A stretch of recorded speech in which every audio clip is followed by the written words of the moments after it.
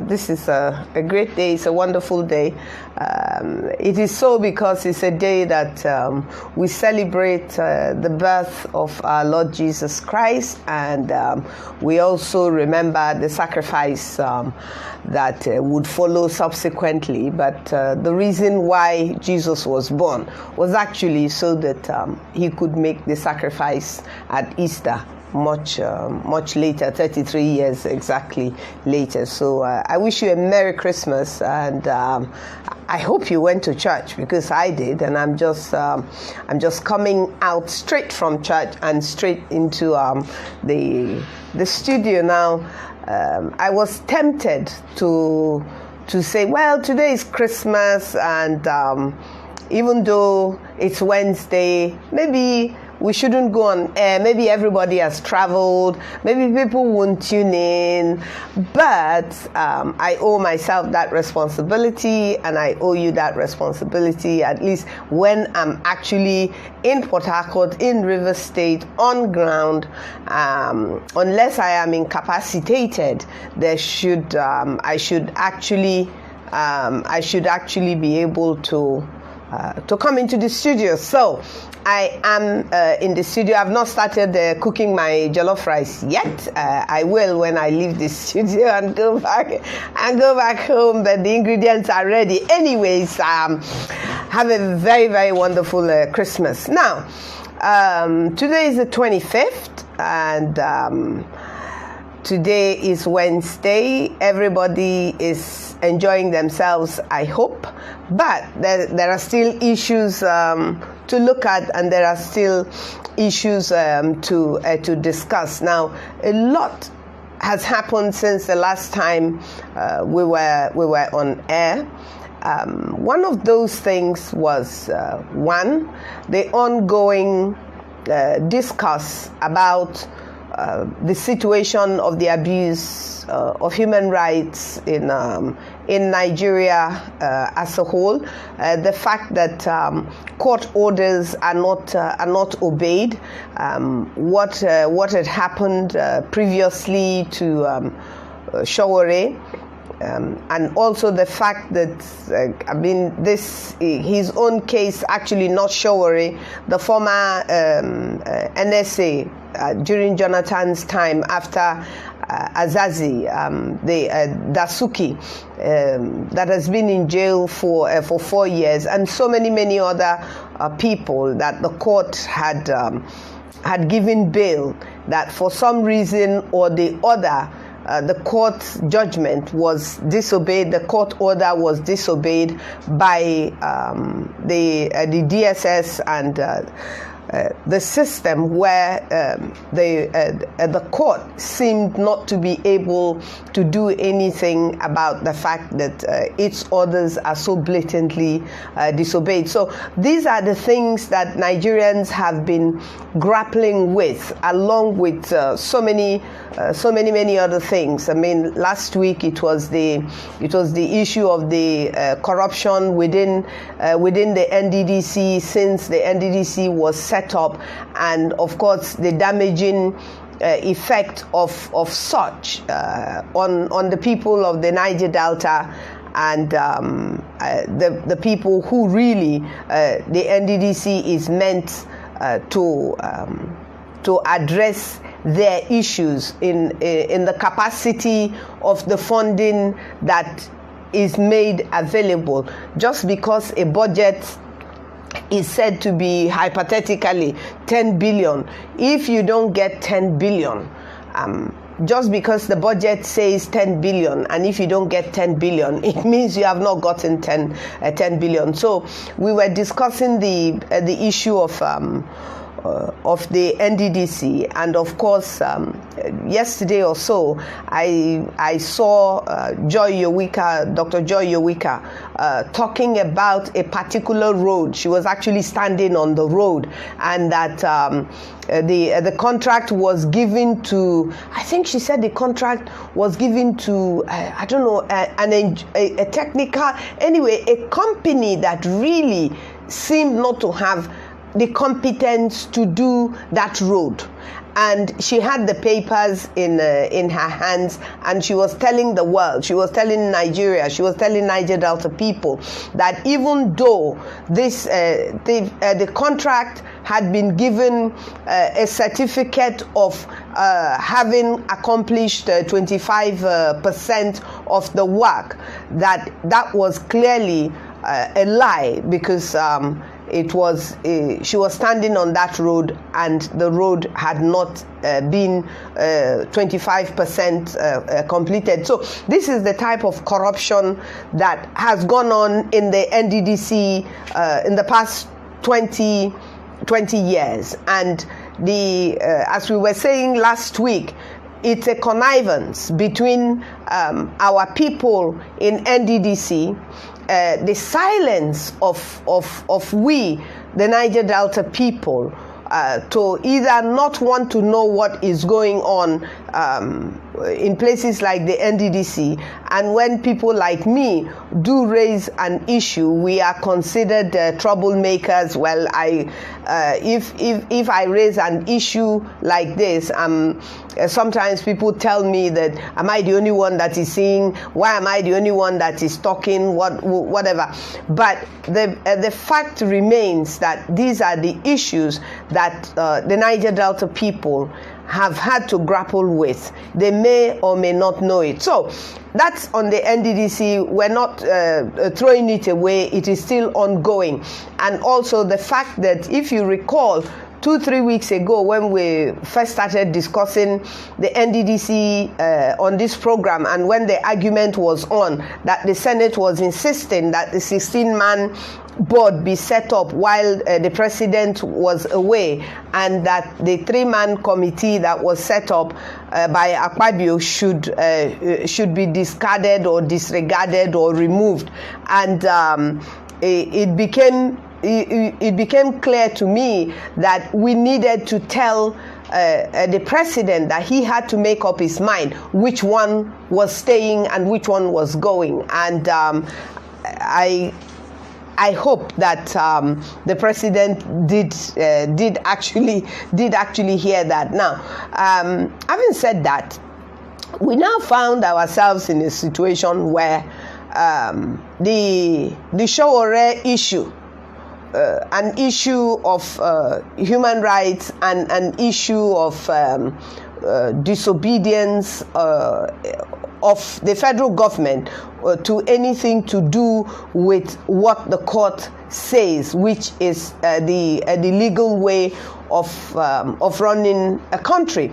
So Sowore, therefore, we all saw what happened to him in court, and subsequently the American government and all decent people across the world, Nigeria, everywhere, were opposed to what happened in court to Sowore. Now, we also had the reaction of the spokespeople, 2-3 different people, all speaking for the presidency and for the government. The Minister of Information saying America should mind its business, the UK should mind its business, the EU should mind its business, forgetting that Nigeria is in the committee of the world. They are on the world stage. They are part of the United Nations. They are part of the Security Council, which they begged and lobbied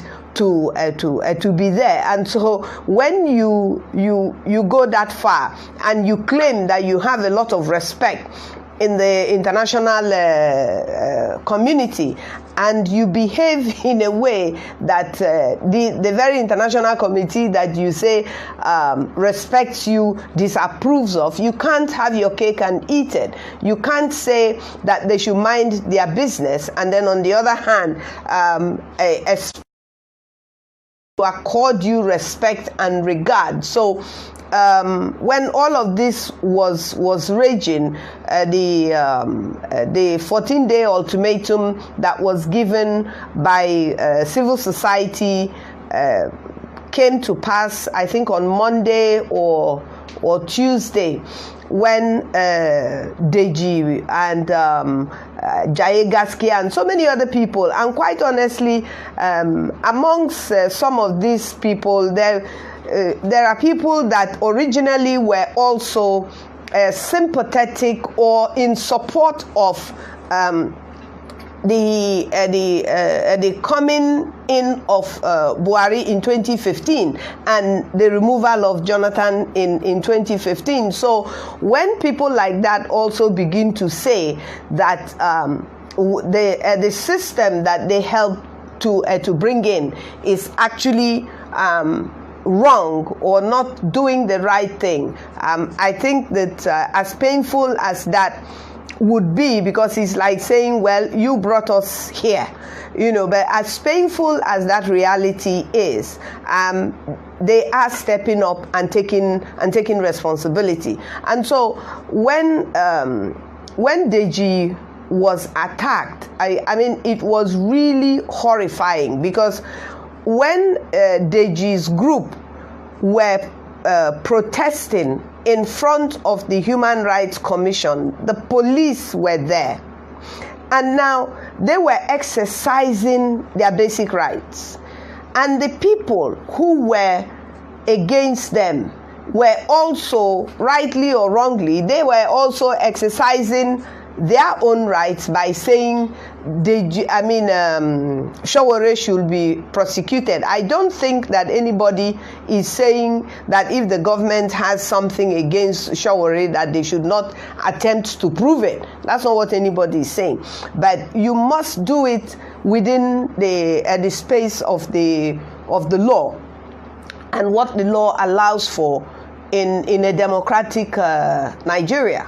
So what happened when I was watching it, I don't know how many people actually saw what happened, but what happened was horrifying, where you could actually see Deji running for his life.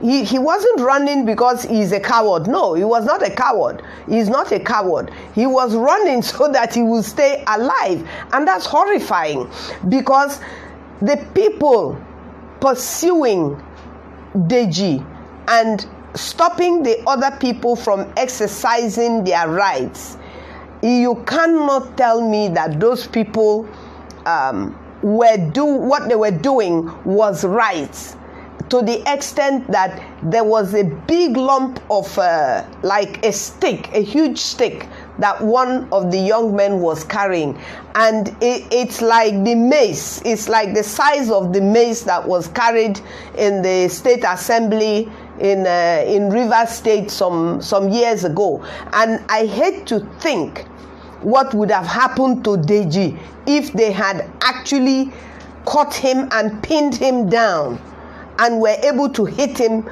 with that stick 2, 3, 4 times, the way they were enraged at Deji.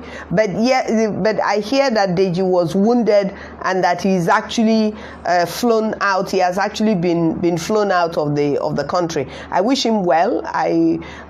We thank God that he has been flown out, because his chances at attending to him, unfortunately, it's much better outside, because even our politicians don't drink Panadol here. They go out. So if Deji is fortunate enough to be treated abroad, I think that's the best place for him to be. And so I also wish him a Merry Christmas and Happy New Year in advance. And I hope that he will soon be well and come back home and continue to exercise his basic human rights. Now, fast forward that you now saw a situation where all of a sudden, after the American government complained, and after the Trump government had put Nigeria on the watch list of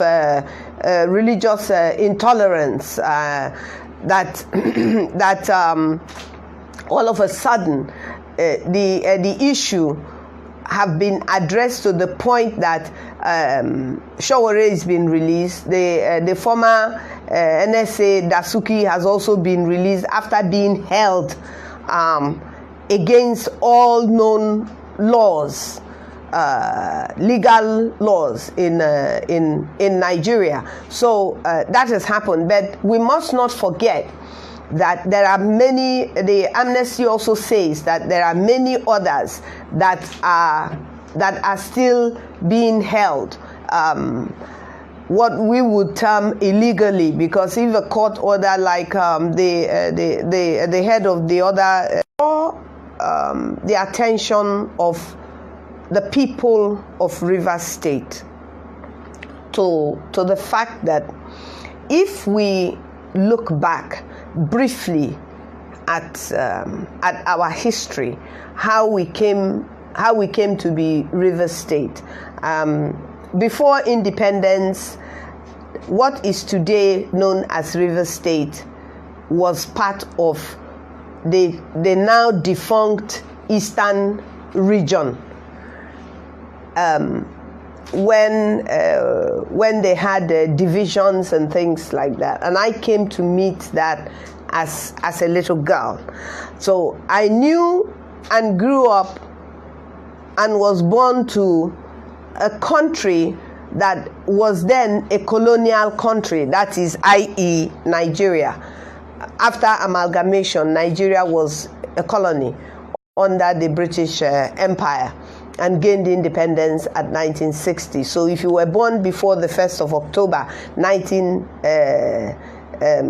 if you were born after, rather, the 1st of October 1960, then you were born into an independent Nigeria. If you were born before the 1st of October, then you had existed before the 1st of October in a colonial Nigeria. So when we were growing up, and I was in primary school in Abonima, we were in Eastern region. Now, in those days, when you filled the form, you wrote your name, you wrote your town, which is your community, in my case, Abonima. Then you wrote your division, and then you wrote your tribe. At that time, the forms had tribes. So in Rivers State, what is today Rivers State, but then Eastern region, which was vast. It included the whole of what is today Southeast, and the whole of what is today majorly the Niger Delta. So, but if there was no Bayelsa then, and there was no Rivers State then, so if you were filling a form in, you would fill in Ankyo Briggs, you will fill in your town, Abonima, you will fill in your tribe, which is Ijo. If you're from Ogoni, you will fill in your name, whether you're from Tai or any of the community, you will fill it in, and then you will fill in your tribe, which will be Ogoni, and so on and so forth. So the Ikweres had to identify themselves like that. The Igbos had to, the Efik. So that was how it was. Now, during that time, I grew up in Abonima, where the traditional rulers had a very critical say in how the community, the laws. I mean, we had established laws that ran the community. And so the role of traditional rulers across, I'm talking now of, say, for instance, what is today Rivers State, specifically in Abonima and the Kalabari Kingdom, which includes the Kalabari Kingdom, which is the Kalabari-speaking area, the Kalabari-speaking people of the Ijo ethnic nationality. Now, the Kalabari-speaking people are Ijaws, the Okrika are Ijaws, the Opobo are Ijaws, the Andoni are Ijaws, the Boni people are Ijaws, the Egeni people are Ijaws. At that time, what is today Bayelsa, but Nembe people, Odi people, Sagbama people, they are all Ijaws under the old eastern region, the people that are today in Delta State. So, now, today we have a situation where we have states. We have states. And the geography of our states, like I grew up knowing that there is a place called Obakere, there is a place called Emoha. When we were in Eastern region, it didn't move when we became River State. It remained Emoha, it remained Obakere. But today, we are in River State. Abonima is exactly where it was. Bakana, Tombia, Buguma, Elem this, Elem that, Soku, Kola. Now, all these places are exactly in the same geographical area that they were before independence, that they were before the war, that they were before the creation of River State, and subsequently, much later, the creation of Bayelsa State. Now, the fact that there are Ijaws in River State and there are Ijaws in Bayelsa, Ijaws in Delta, Ijaws in Ondo, Ijaws in Arugbo, in Akwa Ibom, in Edo State, does not take away the fact of our kinship. It does not take it away. We still are kith and kin. But what is slightly different, and I don't see why it should be an issue, apart from the fact that we in River State, for instance, in River State, the Ijaws in River State are Ijaw people in River State. We have no other state. We have no other state. And our tradition has not changed in any way, shape, or form. Perhaps the only way our tradition has changed, which I experience, is the fact of the authority of the tradition and the traditional rulers were dwindled down after the war. During the war and immediately after the war, the military took a lot of the traditional rights away from the our traditional rulers. But that is a pity, because by the federal government or the military taking away these rights, it disempowered our traditional rulers up to a very large extent. It disempowered them, because it now brought the traditional rulers into politics and brought politics to, if you like, be seen as more important in the say of the people and their tradition. And so it is a pity. I still believe it is a pity that this role that our tradition had, not just Ijaws alone, all over, whether it's in Ikwere land or in Ogoni land, in Oba, everywhere, where the rights of the traditional rulers have so been dwindled down that it is mixed up in politics. And this is creating unnecessary problems for states where there are more than one ethnic nationality. And this brings me back to Rivers State. Today, if you are an Ikwere man, you have no other state but Rivers State. If you are an Ogoni man, you have no other state than Rivers State.